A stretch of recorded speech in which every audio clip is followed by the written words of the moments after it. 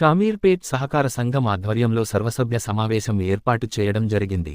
ఈ సమావేశంలో తెలంగాణ ప్రభుత్వం సూచనల మేరకు రైతులను ఉద్దేశించి ప్రత్యేక సర్వసభ సమావేశం ఏర్పాటు చేయడం జరిగిందని Shamirpet society chairman, DCMS vice chairman Madhukar Reddy తెలిపారు. వ్యవసాయదారుల సేవ సహకార సంఘం కార్యాలయంలో ఉమ్మడి షామీర్పేట్ మండలం సర్వసభ సమావేశం నిర్వహించారు. ఈ సందర్భంగా రైతులను ఉద్దేశించి మధుకర్ రెడ్డి మాట్లాడుతూ తెలంగాణ ప్రభుత్వం అమలు చేసే రైతు బంధుపై రైతులకు సూచనలు తెలియజేసేందుకు ఈ సమావేశం ఏర్పాటు చేయడం జరిగిందన్నారు. ఈ కార్యక్రమంలో society vice chairman Ailaiah Yadav, డైరెక్టర్లు, రైతులు పాల్గొన్నారు.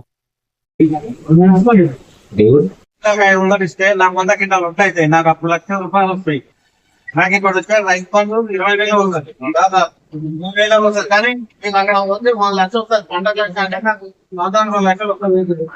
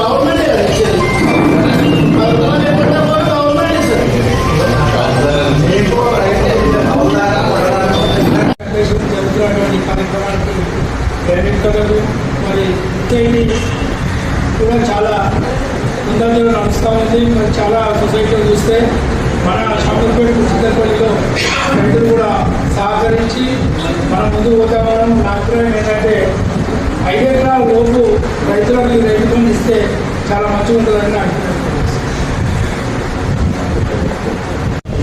నిజాలు అన్నీ తెలుస్తాయి. కాబట్టి మా రైతులందరూ చాలా చక్కని సూచనలు ఇచ్చారు. దయచేసి మా రైతుల పక్షాన ప్రభుత్వాన్ని మనం సూటిగా ఈ పంట పెట్టుబడి సాయమా లేక ఇంకోటి అనేది కూడా స్పష్టంగా చెప్పాల్సి ఉంటుంది. ఎందుకంటే పంట ముందు వచ్చేదే పెట్టుబడి సాయం. ఇంతకుముందు సోదరులు చెప్పినట్టు ఎరువులు విత్తనాలు కొనుక్కోనికి ఇచ్చే సాయమే అంటారా సాయం అవుతుందా మరి లేదు రైతు రియంబర్స్మెంట్ అవుతుంది అనేది స్పష్టంగా ఇస్తే మంచి తెలియజేస్తుంది. అలాగే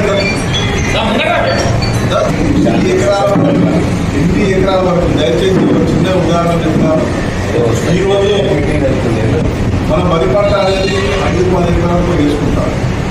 కానీ ఈరోజు మన కూరగాయల పంట సాగు చేసిన వాళ్ళు ఎకరంలో అద్దెకరంలో వేసుకుంటే గిట్టుబాటు కాదు.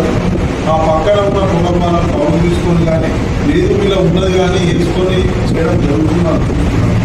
అట్లా వేయకపోతే మనకి ఇక్కడ బాబాబుని విలేజ్ ఉంది. ప్రతి ఒక్క రైతు కూరగాయలు మినిమం 5-6 ఎకరాలు అందే విధంగా మీ సూచనలు సలహాలు చేసినందుకు ధన్యవాదాలు తెలియజేసుకుంటూ ప్రతి ఒక్క రైతు ఇచ్చినటువంటి అమూల్యమైన సందేశాన్ని ఎట్లయితే నోట్ చేసి మన పేర్లు ఉన్నాయో దాన్ని అధికారులతోటి మరి ప్రభుత్వానికి దృష్టికి తీసుకుపోవడం మనం ఇచ్చిన అభిప్రాయాలే మరి ప్రభుత్వం స్వీకరించి మరి రైతుల పక్షాన తెలియజేస్తుందో మరి కార్యక్రమానికి వచ్చినటువంటి మా గౌరవ ఎంపీ గారికి మరి ముఖ్యంగా ఏడీఏ గారికి జిల్లా అసిస్టెంట్ రిజిస్ట్రార్ గారికి మరి ముఖ్యంగా వచ్చినటువంటి రైతులకు మరి ఏర్పాటు చేయమనగానే అతి తక్కువ సమయంలో కూడా కార్యక్రమాలు ఏర్పాటు చేసిన మా సిఓ గారికి మా ప్రత్యేకమైనటువంటి అభినందనలు ధన్యవాదాలు తెలియజేస్తూ ముగిస్తున్నాను. ఈరోజు మరి ప్రత్యేక సర్వసభ్య సమావేశాన్ని ప్రభుత్వం ఆదేశాలతో నిర్వహించడం జరిగింది.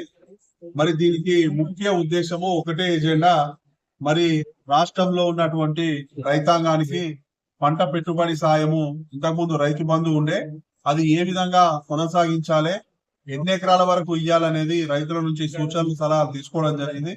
దీంట్లో చాలా మంది రైతులు వేసినటువంటి ఎన్ని ఎకరాలు వేసినా అన్ని ఎకరాలకు పంట పెట్టుబడి సాయము ఇయ్యాలని కోరడం జరిగింది.